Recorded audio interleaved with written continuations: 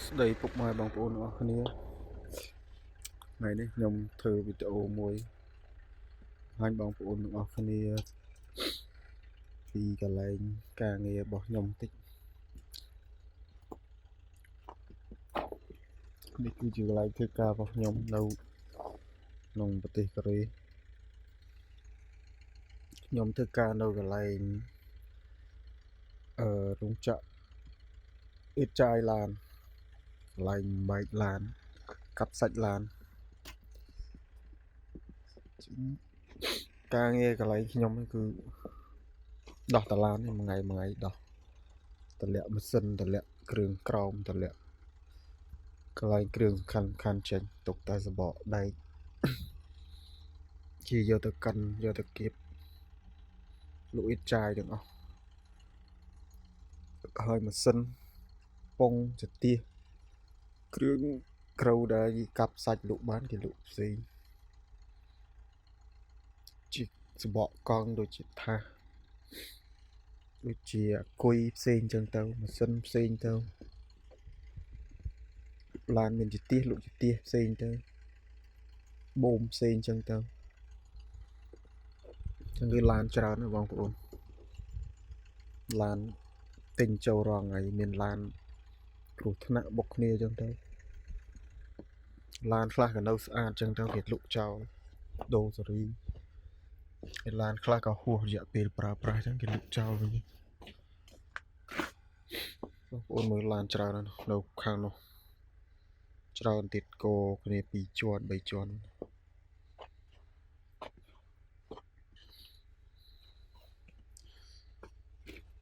ហើយនៅកូរ៉េខែនេះខែត្រជាក់ធ្លាក់ព្រិលពីយប់មិញឥឡូវទៅមកលាយអស់ខ្លះនៅសបងប្អូនមើលឡានច្រើនណាស់ឡានខ្លះស្អាតតែបុកគ្នាប៉ះពីបន្តិចតួចខ្លះបុកពីក្រោយខ្លះបុកពីមុខអញ្ចឹងគេលក់ចោលទាំងអស់ដោយសារស្រុកគេគឺឡានសិតតែមាន insurance ទាំងអស់គ្រប់ឡានអញ្ចឹងគឺមានបញ្ហាតិចតួចគឺគេឲ្យ insurance គេដោះស្រាយឲ្យគេត្រូវលក់ទៀតឬក៏យ៉ាងម៉េចនៅលើគេ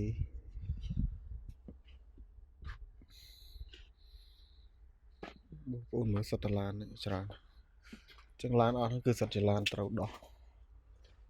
បំបែកយកម៉ាស៊ីនយកអីចេញហើយយកសបកវាគៀបនេះបងប្អូនគៀបអាសបកដែលគៀបហើយនេះដែលគេដោះហើយយកមកគៀបហើយគេនេះត្រូវគៀបយកទៅលក់អ៊ីតចាយ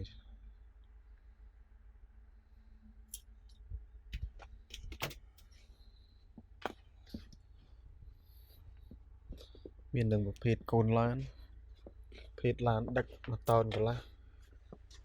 2 តោននេះណាមាននេះដូចជាពួកអផុតធើ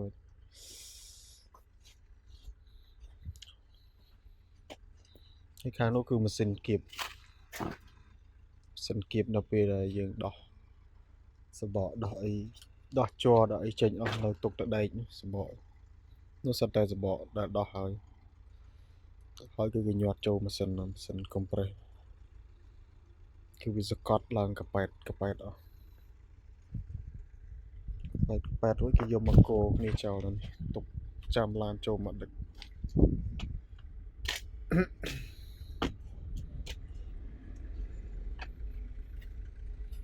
ចឹងឥឡូវគឺម៉ោងសម្រាប់បាយហើយសម្រាប់1 ម៉ោង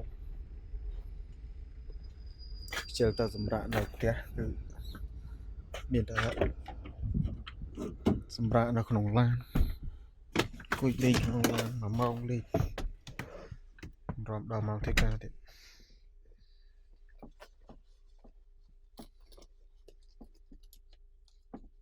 ចឹងនេះបងប្អូនឡានខាងគ្រឿងក្នុងវាគឺនៅស្អាតនេះដែលចង់ទិញគ្រឿងឡានទិញអីអាចតាក់ទងទិញនៅកន្លែងខ្ញុំក៏បានមានគ្រឿងកាប់សាច់ច្រើនដែរ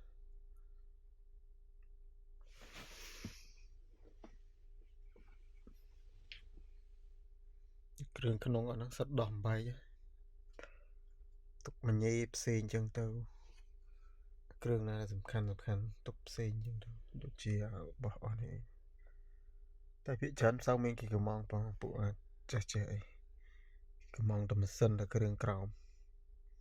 ភាគច្រើនជនបរទេសមកពីប្រទេសផ្សេងចឹងគេមកទិញមកកំងខ្លះគេកំងទាំងមូលចឹងទៅខ្លះគេកាត់ពាក់កណ្ដាលទៅចឹងទៅតែមិនដឹងថាដល់ណាគេយកធ្វើមិនទៀតតទៀតឬក៏មិនដឹងថាគេកំងមិនគឺយើងធ្វើឲ្យគេចឹងតាមការកំងរបស់គេ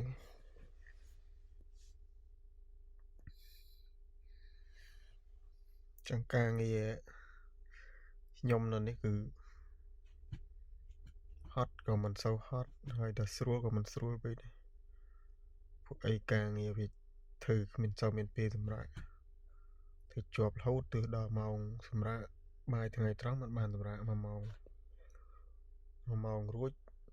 ចូលតទៀតទើសល្ងាចដល់ម៉ោងចេញវិញបានសម្រាប់នៅផ្ទះចឹងវីដេអូថ្ងៃហ្នឹងប្រហែលជាមានតែប៉ុណ្្នឹងទេបង្ហាញដល់បងប្អូនហើយបើបងប្អូនចាប់អារម្មណ៍កុំភ្លេចជួយចុច Subscribe Channel របស់ខ្ញុំម្នាក់មួយផងដើម្បីបានមើលវីដេអូនៅខ្ញុំធ្វើជូននៅក្រោយទៀតចឹងសូមអរគុណបងប្អូនអរគ្នាសម្រាប់ការទស្សនាជម្រាបលាត្រឹមហ្នឹងហើយ